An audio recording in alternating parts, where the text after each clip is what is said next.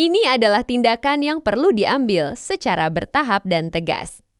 Mengingat tempat yang seharusnya menjadi fasilitas umum beralih fungsi tanpa izin dan fungsinya asli tidak berjalan sebagaimana mestinya. Tindakan yang perlu diambil. 1. Peninjauan dan verifikasi hukum dan perizinan.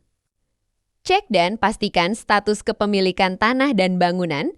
Tempat ini secara hukum merupakan aset daerah dan diperuntukkan sebagai fasilitas layanan umum, bukan untuk usaha hiburan pribadi.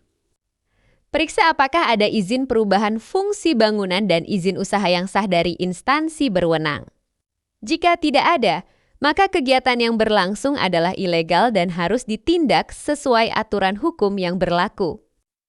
Buat laporan resmi mengenai kondisi lapangan, perubahan fungsi, dan dampak yang ditimbulkan untuk menjadi dasar langkah selanjutnya. 2. Langkah penertiban dan pengembalian fungsi awal.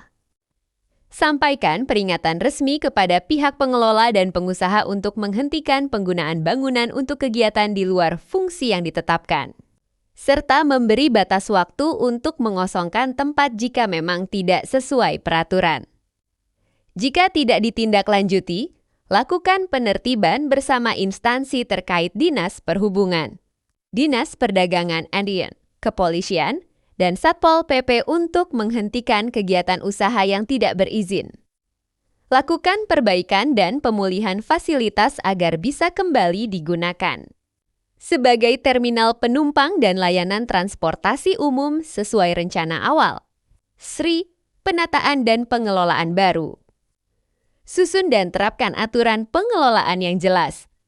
Jika nanti sebagian ruang memang akan dimanfaatkan untuk usaha pendukung, harus tetap dalam batas dan tidak mengganggu fungsi utama sebagai terminal.